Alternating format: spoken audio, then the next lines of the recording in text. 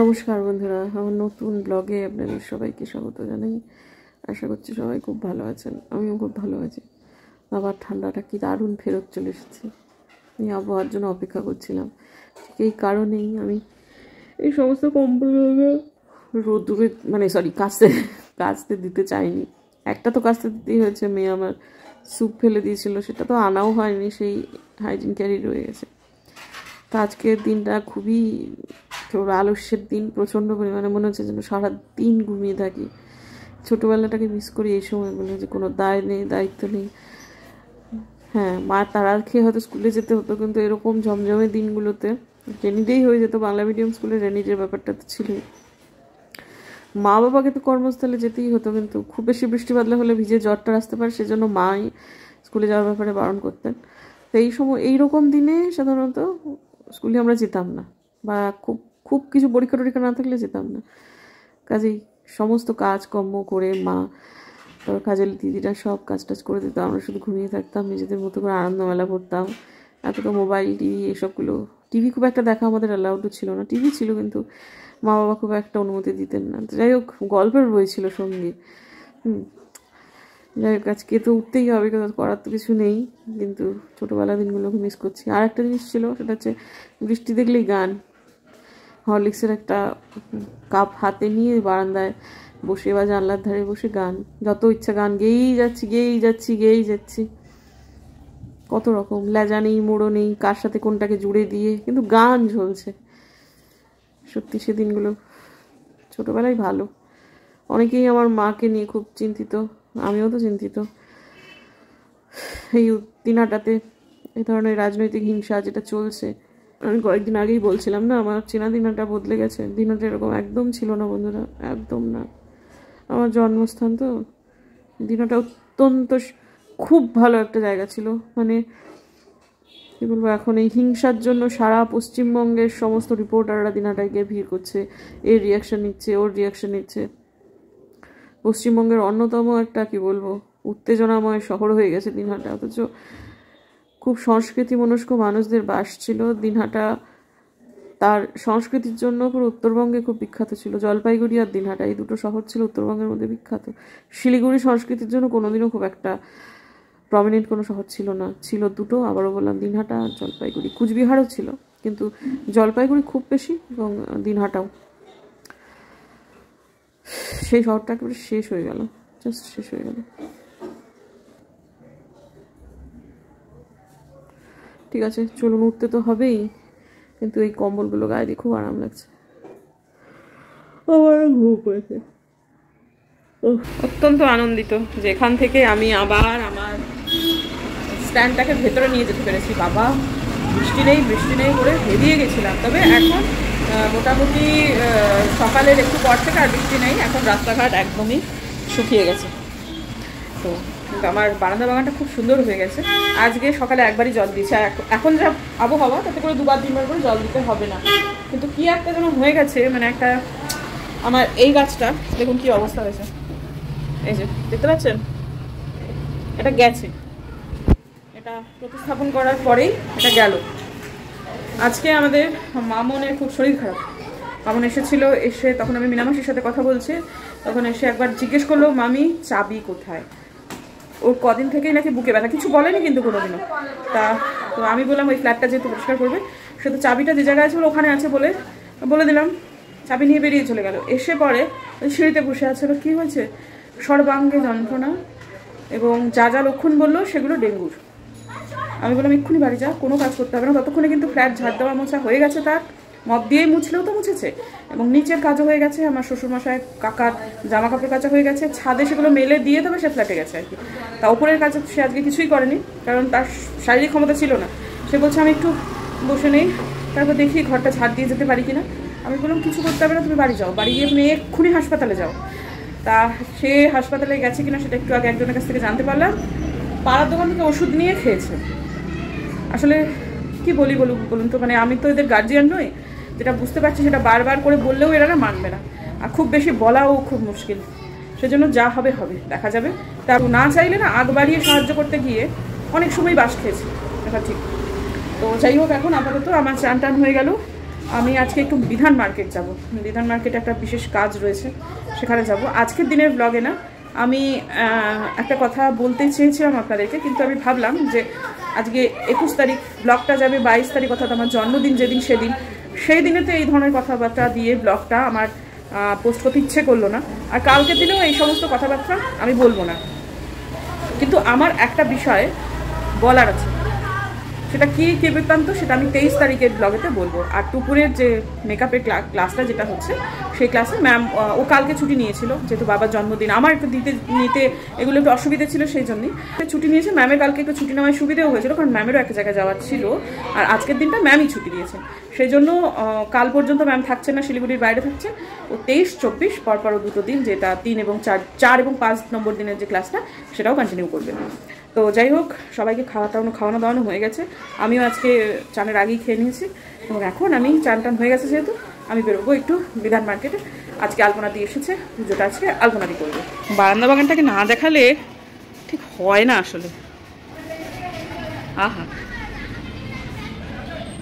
দারুণ। এগুলোই ছিঁড়ে দিতে হবে, যতগুলো ছিঁড়ে দেওয়া হবে ততই বেশি ফলন হবে। এই যে এখানেও আছে, যখনই চোখে পড়ে চেষ্টা করি। আর এটা একদমই শ্রীহীন হয়ে গেছে, এই পুদিনা গাছটি একদম ঝাঁকিয়ে এসেছিল সেই জায়গায়, একেবারেই ঠিক আছে। এই জিনিসগুলো মাঝে মাঝে চোখে এড়িয়ে যায়, যে ছোট্ট ছোট্ট হয়ে ঝুলে থাকে যেগুলো, সেগুলো।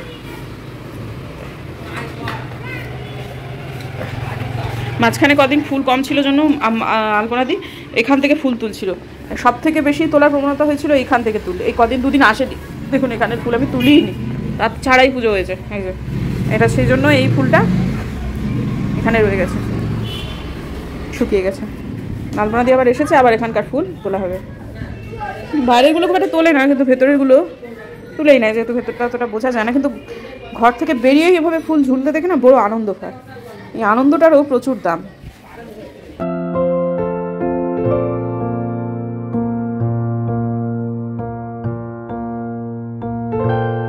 মঙ্গলবার দিন এটা এসেছে, কাটা আর হয়নি। আজকে ভাবলাম একটু কাটি, ব্যাপারটা কি এসেছে, ভাঙাচোরা কিনা একটু দেখতে হবে না। কি এসেছে তার থেকে বরং বলি কে এসেছেন। আপনারা হয়তো দেখলে অনেকেই চিনতে পারবেন, আর অনেকেই চিনতে পারবেন না। যারা চেনেন না তাদের উদ্দেশ্যে বলি, বাবা নিম করলি মহারাজ আমার বাড়ি এসেছেন। আমি অ্যামাজনে একটি অর্ডার করে তাকে আমার বাড়িতে আসবার আহ্বান জানিয়েছিলাম, এবং বাবাজি আমার অনুরোধ স্বীকার করেছেন। যারা বাবা নিম করলি মহারাজ সম্পর্কে জানেন না, তারা একটু গুগল করুন, বাবা নিম করলি মহারাজ, সবটুকু পেয়ে যাবেন। আমি আজকে সকাল থেকেই আমার কালো ফ্রেমের চশমাটা খুঁজে পাচ্ছি না। ওপরটা যতটুকু খোঁজা সম্ভব তন্ন করে খুঁজতে সন্ধে লাগিয়ে দিলাম, কিন্তু জিনিসটা খুঁজে পেলাম না। এখন নিচে দেখি, এই চশমাটা পরলে আমার কানে খুব যন্ত্রণা করে। মনে হচ্ছে কালকে ওই ইয়ের সময়, কেক কাটার সময় নিচে রেখে এসেছি কিনা। হ্যাঁ, নিচেই ছিল। বললাম না কালকে এত গল্প টল্প হয়েছে, তখন নিচে রেখে দিয়ে চলে গেছিলাম। যাওয়ার কথা ছিল টুপুর এবং আমার দুজনের, কিন্তু এই যে কোভিড আসার পর থেকে আমরা নিজেরা বাচ্চার হাতে করে এটি মোবাইল তুলে দিয়েছিলাম না তাদের সুবিধের জন্য, পড়াশোনার জন্য। সেই মোবাইলটা যে কি পরিমাণ ক্ষতি বাচ্চাদের করেছে সেটা আমি প্রত্যেকটা দিন দেখতে পাচ্ছি। রিডিং হ্যাবিটটা বাচ্চাটার আমার নেই, আর এককালে সেটা কি সাংঘাতিক ছিল। এখন সারাক্ষণ ওই মোবাইলে নাহলে ট্যাবেতে কাজ করছে, নাহলে সিনেমা দেখছে, বেরোতেই চায় না বাড়ি থেকে। মাঝখানে বলছিল যে বন্ধুদের সাথে যখন পরীক্ষা শেষ হয়ে যাবে তখন প্রত্যেক দিন বেরোবো। আমি খুব খুশি হয়েছিলাম যে বেরোবে অন্তত বাড়ি থেকে। কোথায় কি 2 দিন মাত্র বেরিয়েছে, তারপর আর বেরোয়নি, সারাদিন বাড়িতে বসে আছে। তো কত করে অনুরোধ করলাম, চল না মা, কিছুতেই যাবে না। ও মা প্লিজ যাব না। জানি না প্রজন্মটা যে কোন দিকে যাচ্ছে বুঝতে পারি না বন্ধুরা। তো যাই হোক, আজকে অনেক দিন হলো আমার একটা ইচ্ছা ছিল, জানেন তো, আজকে সেটা পূরণ হলো। এক তো হচ্ছে বাবা নিম করলি মহারাজ এসছেন, সেটা একটা। দ্বিতীয়ত হচ্ছে এই দিদির টোটোতে চড়া।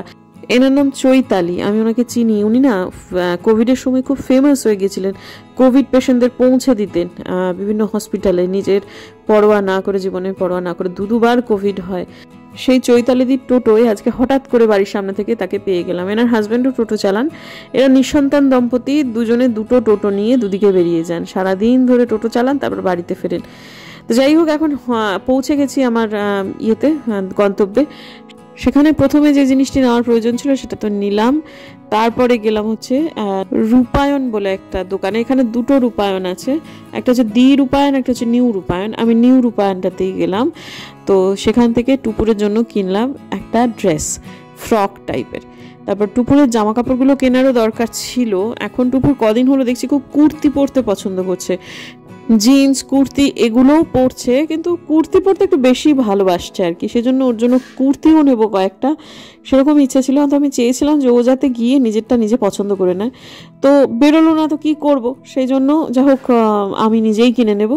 ওর বক্তব্য ছিল ও যেদিন বেরোবে সেদিনকে যেন কেনা হয়, কিন্তু ব্যাপারটা হচ্ছে ও কোনো জিনিসই তো হয় না, ওকে সব কিছু অল্টার করাতে হয়। তা সেটার জন্য তো একটু সময় দিতে হবে টেলারকে। তারা তো আর মানে কি বলবো মেশিন নয় যে দেওয়ার সঙ্গে সঙ্গে করে দেবে। তো সেই জন্যই আমি বলেছিলাম যে তাড়াতাড়ি করে কিনে নিয়ে আসলে পুরীতে যাবে, এগুলো পরবে, একটা জগন্নাথ মন্দিরে পরবার জন্য একটা পোশাক নেবে যেটা নতুন, এবং সেটা কুর্তি হবে। তো যাই হোক, আমি মোটামুটি কিনে নিয়েছি। নেওয়ার পরে ওর মানে পরোয়া না করে আর কি, ওর পছন্দ ওর পরোয়া না করে, কারণ আমি যেগুলো কিনে দিই সেগুলো ওর পছন্দ হয় এবং পরেও সেগুলো। তো সেগুলো আমি কেনা হয়ে যাওয়ার পর নিলাম হচ্ছে মেয়ের জন্য একটু ফল, এবং আমাদের সবার জন্য, তবে মূলত টুপুরেরই জন্য। তারপরে লোবান শেষ হয়ে গেছে, আরও অনেক কিছুই টুকিটাকি শেষ হয়ে গেছে। সেগুলো সব কিছু কিনে নেওয়ার পর এই যে রিক্সাওয়ালা ভদ্রলোককে দেখছেন, এই ভদ্রলোককে আমি অনেকক্ষণ আগে, মানে আমি সবজি মন্ডি থেকে বেরিয়েই ভদ্রলোক বলছে কোথায় যাবেন দিদি। আমি বললাম দাঁড়ান দাদা, আমার কয়েকটা জিনিস কিনতে বাকি আছে। সেই যে একবার একটু বলেছি দাঁড়ান দাদা, আমি বলিনি যে আমি আপনার রিক্সাতেই চড়বো। সে তারপরে না আমি আর একটা দোকানে চলে গেছি, দশকর্ম দোকানে। সেখানে অনেকক্ষণ ধরে এটা ওটা সেটা নিয়ে যখন বেরিয়ে দেখছি, তখন দেখছি ভদ্রলোক ওইখানেই দাঁড়িয়ে আছেন। আমি বললাম কী ব্যাপার, আপনি যাননি? বলে না দিদি, আপনি যে বললেন দাঁড়ান। সেটার জন্য যাই হোক এনে ভদ্রলোকের রিক্সাতেই চললাম। ভালো লাগলো, ভদ্রলোক অত্যন্ত ভদ্রলোক। তো যাই হোক, এখন বাড়িতে চলে এসেছি। টুপুরে একে একে সমস্ত জামাগুলোই পরে দেখছে। ওই যে কালো যে জামাটা, ওটা কালো না, ওটা নেভি ব্লু, রাতে কালো লাগছে, ওটা কিন্তু অল্টার করতে হবে না। ফ্রকটাও অল্টার করার কোনো প্রশ্ন নেই।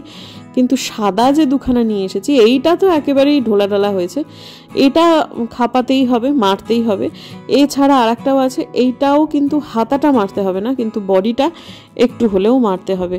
এবং সেটার জন্য আমি বললাম যে চল, এক্ষুনি চল, ওই বাঘাযতীন পার্কে একজন ভদ্রলোক আছেন, তিনি যদি একটু মেরে দেন। বন্ধুরা, আমি না সেলাই খোলাইয়ের ব্যাপারে একেবারেই মানে যাচ্ছে তাই, আমি কিচ্ছু পারি না। এমনকি ছুঁচে সুতো পরাতে পারি, ওর বেশি আর কিছু করতে পারি না। সেলাইয়ের কাজ বলতে আমি একদম বোগাস। আলপনা দিকে বললে কতদিন দেরি হবে তার কোনো ঠিক নেই। তার থেকে এটা একজন যে কাজটা করতে পারে তাকেই দিয়ে করিয়ে নেওয়া ভালো। সেজন্য এক্ষুনি বেরিয়ে যাই। দুটো জামা অল্টার করতে হবে, দুটো কুর্তি। নীল কুর্তিটা অল্টার করতে হবে না, আর সাদা যে দুটো কিনেছি সে দুটোই করতে হবে। তো এখন সেটা দিতে যাচ্ছি। বাজে 9:30। আদৌ এখন খুঁজে পাবো, মানে দোকানটা খোলা পাবো কি না জানি না। তাড়াতাড়ি যেতে হবে, হাতিমোড়েই আছে। আচ্ছা, ভদ্রলোক অল্টার করবেন কি না, এই সময়টা করা উচিত, খুব একটা চাপের সময় তো নয় এটা। চলো, আমার পায়ে প্রচণ্ড ব্যথা হচ্ছে। হঠাৎ করে কালকে রাত্রেবেলায় মাসেল ক্রাম করে এত যন্ত্রণা হয়েছে। বাঘাযতীন পার্কে এইটুকু রাস্তা যাতায়াতে আমার 40 টাকা রিক্সা ভাড়া নিয়ে নিল বন্ধুরা, জানেন তো। অথচ এইটুকু রাস্তা জাস্ট 2 কিলোমিটার, এমনি হেঁটে চলে যেতে পারি, কিন্তু এই যে পায়ের যন্ত্রণায় কি বিরক্ত যে লাগছিল। এবং যথারীতি ব্যর্থ মনোরথে ফেরত এলাম, গিয়ে দেখি দোকানটা বন্ধ। ওই যে গেছি ওইটুকু রাস্তা এবং ফিরেছি ওই একই রিক্সায়, সুতরাং 40 টাকা। রাত হয়ে গেছে, সমস্ত কাজকর্ম সব গুটিয়েও নিয়েছি, এবং এখন ব্লগটাকে এন্ড করতে এলাম। এই জামাটা এখনই ছাড়বো, ছেড়েই ঘুমোতে চলে যাব। আজকে এমন একটা দিন যে দিনে আমি সারাদিনে 1 মিনিট উপাসনা করিনি। আমার ঈশ্বরের উপর রাগ হয়েছে আজকে, সত্যি কথা। মানে অনেক সময় হয় না যে মাঝে মাঝে মনে হয় সব কিছু তো সবসময় ব্লগেতে বলা যায় না, কিন্তু হয় মাঝে মাঝে যে কখনো মনে হয় ঠাকুর আর কত পরীক্ষা, আর কত ধৈর্যের পরীক্ষা। তো সেসবগুলো নিয়েই আমি যে ঠাকুর থাক, আমি তো প্রত্যেক দিন তোমার উপাসনা করি, তুমি টেকেন ফর গ্রান্টেড করে নাও, তো থাক, আজকে আমি তোমার কাছে যাবই না। আজকে পুজো সন্ধেবাতি সব আলপনা দিয়ে দিয়েছে। অনেক দিন পর এরকম একটা বৃহস্পতিবার গেল যেদিনকে আমি লক্ষ্মীর পাঁচালিও করিনি। ঠাকুর যদি এই জন্য আমার উপর রুষ্ট হন, তাহলে বলবো যে এতদিন যে পুজো করলাম সে পুণ্যটা তাহলে কিন্তু পেয়েছি। মাঝে মাঝে না এরকম ওই আর কি, না কাঁদলে, বাচ্চা না কাঁদলে মাও যেমন তাকে খাবার দেয় না, সেটা বোধহয় সবার ক্ষেত্রেই প্রযোজ্য। কিন্তু কোথাও না কোথাও একটু আধা আধুরা লাগছে। আমি খুব যে একটা মানে আড়ম্বরের বাহুল্য কখনোই যে করি, মানে পুজোর ক্ষেত্রে সবসময় আমি বলি যে উপাচারের বাহুল্য নয়, করুন উপাসনা, প্রার্থনা, কিচ্ছু দিতে হবে না, শুধু ঈশ্বরের সামনে গিয়ে বসুন। ওই দুটি নকুলদানা দিলে ঈশ্বর তুষ্ট হবে, না এলে নয়, তা নয়। কিন্তু কখনো কখনো আমার নিজেরও মনে হয় যে ভগবান, সবই বোধ হয় হাওয়ায় ভেসে যাচ্ছে, আমার কোনো প্রার্থনাই বোধ হয় তোমার কাছে পৌঁছচ্ছে না। যাই হোক, কালকের দিনটা আমার জন্মদিন। কালকের দিনে অবশ্যই মা বারবার বলে দিয়েছে একটা মন্দিরে যাস। বস্তু তো কি জানেন তো, বাড়ির বউদের আবার কিসের জন্মদিন? নিজের জন্য তার জন্মদিন পালন করতে ইচ্ছে করে না? মা যদি দিন শিলিগুড়িতে থাকতেন, বা আমি যদি আজকের দিনে দিন হাঁটায় যেতাম, তাহলে হয়তো বা মা কিছু ব্যবস্থা করতেন। মা করেন, এর আগেও করেছেন। এখন যে একটু জন্মদিনকে একটু স্পেশাল করে তুলতে পারে সে হচ্ছে আমার মেয়ে আর আমার বর। কিন্তু কালকে পাহাড়ে, আজকে এলশেগুড়ি বৃষ্টিতেই পাহাড়ে মস্ত বড় বড় সব পাথর টাথর পড়ে রাস্তা রাস্তা বন্ধ, তাকে ঘুরপথে যেতে হবে। তা আমি তাকে বারণ করছি যে কালকে তোমাকে ফেরত আসতে হবে না, তুমি না হয় একবারে পরশুদিন কলেজ করে দেবে এইসব। সে তো আসতে চাইছে, এখন যদি আসে সে, তাহলে হয়তো আমাদের হয়তো একটু কোথাও বাইরে খেতে যেতে হতে পারে। হ্যাঁ, বা কিন্তু যদি সে আসতে না পারে তাহলে কী করে হবে? তো এখন দেখি, আমি নিজেই ভাবছি একটু মন্দিরে যাব। আমার খুব ইচ্ছে হচ্ছে কালকের দিনে, আমি মেহেন্দি পরতে খুব ভালোবাসি। কালকের দিনটা একটু মেহেন্দি পরবো, ইচ্ছা আছে। নিজে নিজে নয়, কেউ একটা যদি আমার বাড়িতে এসে পরিয়ে দেয় তাহলে। তো দেখি কি করা যায়। নাও হতে পারে, হতেও পারে। আজকের দিনের জন্য বিদায় নিচ্ছি বন্ধুরা। যদি আমার চ্যানেল ভালো লাগে তাহলে প্লিজ সাবস্ক্রাইব করবেন, পাশের নোটিফিকেশন বেলটাকে অন করবেন, যাতে ভিডিও দিলেই নোটিফিকেশন চলে যায় আপনাদের কাছে। দেখা হচ্ছে আগামীকাল, ততক্ষণ